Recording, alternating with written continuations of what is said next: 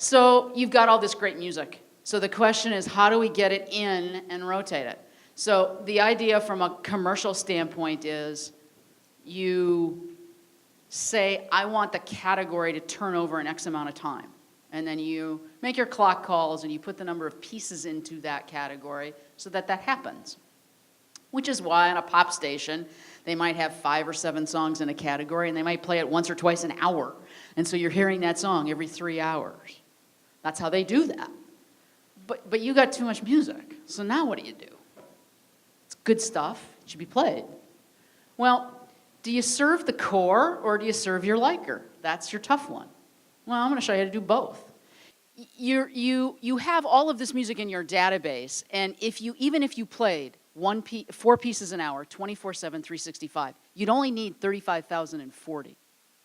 So you clearly have a larger library than that. So how do we move that music in? It's good stuff. You want to play it.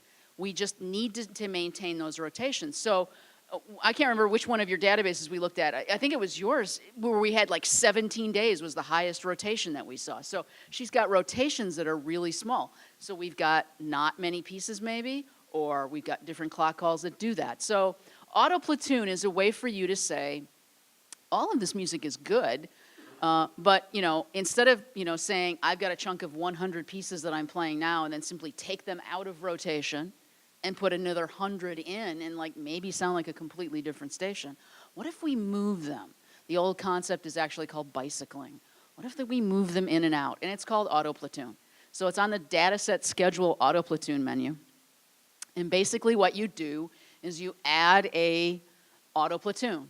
Now this can be as simple as I'm going to take them out of A and move them in B, or you make a new category for this, and you just say, on whatever time scale you want, I want to move these in and out. And the time scale can be fun. Drew, open up the schedule. That's half the fun for me. I love this.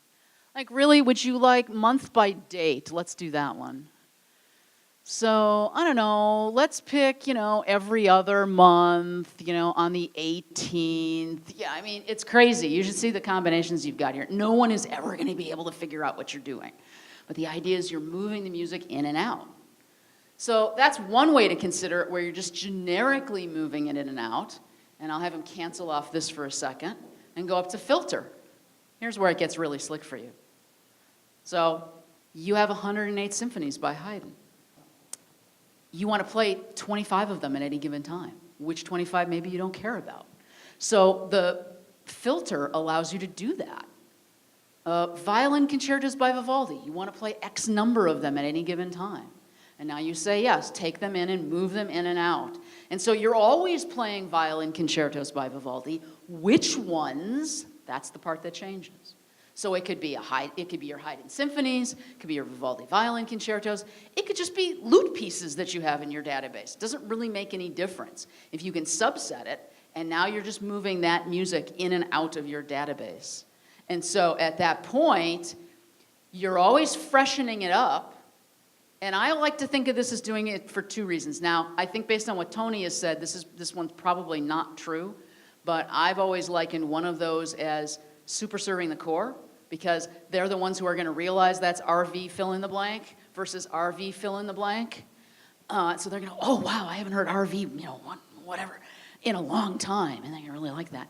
But here's the other one to always think about: your air staff, keeping it interesting for them, so that they have something different to talk about. It's not always the same violin concerto by Vivaldi that you're playing. So that's another reason to do it, where you can make it interesting for your air staff. Questions about Auto-Platoon? Yeah. Yeah, Ron.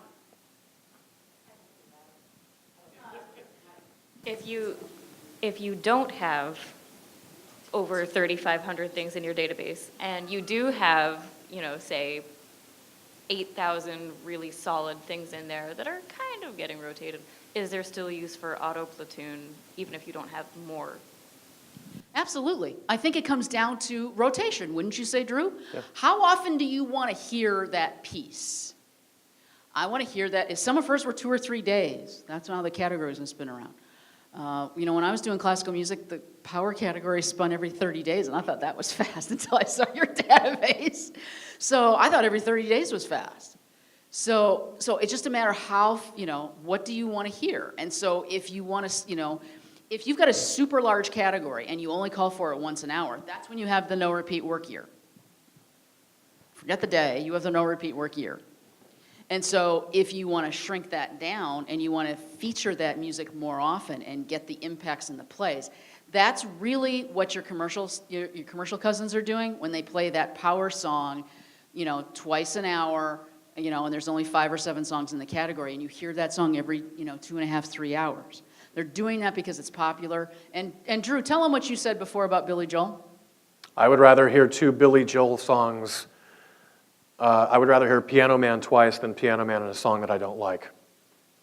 So if these are pieces that you like, that are test well, are making the station sound the way you want, put them in a rotation so that they get heard. And now, this is the other one. So the commercial consultant will say, you have to play these 250 songs.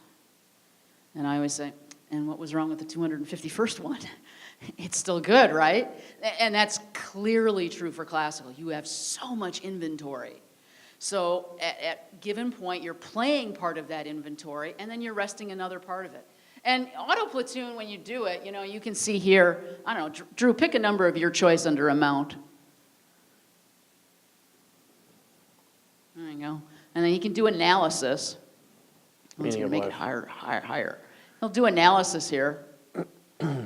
Oh, yeah, we have to put a schedule in? I suppose we have to put a schedule in, yeah.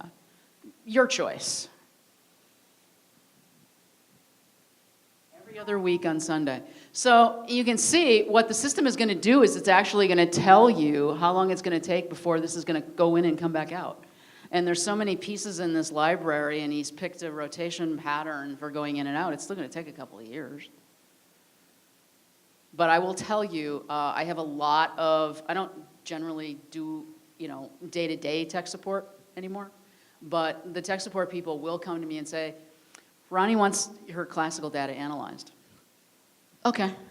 Takes me about 3 or 4 hours to do this. But I will tell you one of the things, and we're going to talk about this when we get to history, is that one of the things I find is that you're not playing most of the stuff that you think you should be playing. Like you say, you've got all this music and you're just not playing it. And so this is a way to help you work on that. You would never want to auto-platoon 100% of a category out every year on your birthday if you lost your job, Jill. Interesting. I will keep that in mind. Yes? Can you create a playlist that you're not going to actually schedule so that just for reference that, oh, here are 50 tracks that you haven't played in a while? Absolutely. We're going to, do you mind if I table that one? Because we're going to talk about that with the history browser. That's a great Yeah, question. so we'll show you a history browser report where you can say, where are the pieces that we haven't played? Yeah, absolutely. And then we can save that list for you. Yeah. But if you'll indulge me, I want to table that one just for a little bit.